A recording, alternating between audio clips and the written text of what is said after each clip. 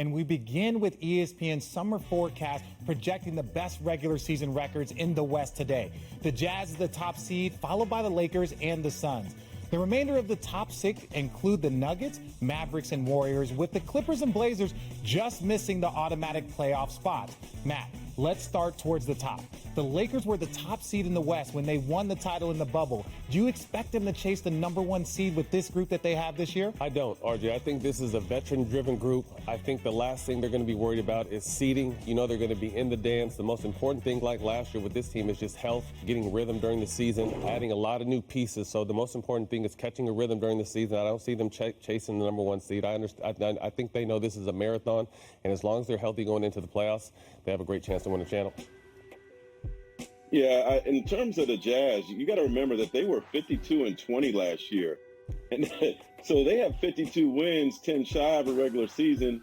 And that's with Mike Conley only playing 51 games. So I think that's very smart to say that the Jazz are going to have the best record in the Western Conference. And for these OGs with the Lakers, they got so many new guys, a lot of them in important roles. It's probably going to take them a while to figure each other out till they're playing to the best of their ability, and they might have some lumps early in the season.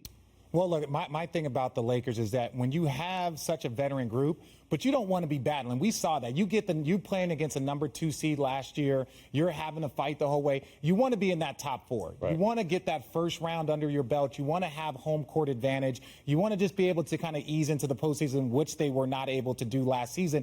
And it puts a lot more tax on you. But if they get in there healthy, and let's say they have the first round at home, maybe even the second round, I'm good. But the number 1 seed, that takes a lot out of you. But looking at the rest of the West, the forecast has the Blazers in the 8th between the Clippers and Grizzlies and squarely in that play-in scenario. Mark, if Portland is in a playoff battle to try and get in, how could that affect Dame's outlook on the Blazers moving forward? Whew. Well, first of all, I think Dame needs to get name tagged for all his new teammates, man. He got like Marquise Chris, rookie Greg Brown, TJ Leaf, Ben McLemore, Dennis Smith, Tony Snell, and most importantly, Larry Nance. I think their supporting cast is much better, but I still think they need that elite guy to go with Dame and CJ to take them to that next level. So, yeah, a one and done, I don't know that it helps matters. Look, there's a long time between now and the postseason, and perhaps their GM has something up his sleeve to try to do something else before the season or before the trade deadline. But I don't think Dame would be feeling this barely getting to the playoffs thing. I think Dame timing up is almost up in Portland. I don't think if they don't able to improve this team but come playoff time, they just haven't done enough. And this is with all due respect to everyone they've signed. That they've signed a lot of young talent and guys that have been in this league for a little bit that know how to play.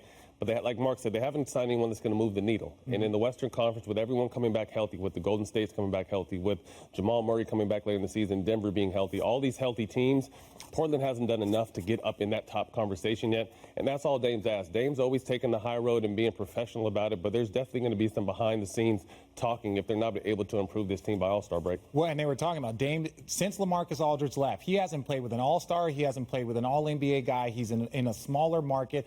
So you understand that that's difficult. But I think this is what Dame did. I know there was a few kind of, I don't want to say errors, but like he's learning how to be that guy. When he came out and said, I want this person as my coach, it's like, no, you got to keep all of this stuff behind wraps. But this is my thing with Dame. I think he planted a seed, not only in like his team's head, but like in the organization and in the city. So if this next year doesn't go the way he wants, he could be like, hey guys, look, I told you a year ago, if this isn't it, please respect it. And I think it won't be a shock to everybody if, let's say, the end of the season or next season, he's in someplace else. Well, they better start taking pictures. Yeah. Getting autographs, man. Get that jersey signed now, because the way it looks, boy, it's going to be a collector's item. And to add on to what Mark said, everything that Mark said with all the players he named before, those are just great trade pieces. So you're hoping that maybe they can do something with that and package something up and get something bigger. But like I said, they're going to need to grab a player that's going to move the needle in the Western Conference, and they haven't done that yet. And my biggest issue is that you got to be able to have somebody that wants to be traded. The names that are out there, like the Bradley Beal, like those names that are floating around, they haven't expressed any interest in training. And there's a lot of teams that are trying to get that individual. Thanks for watching ESPN on YouTube. For live streaming sports and premium content, subscribe to ESPN+.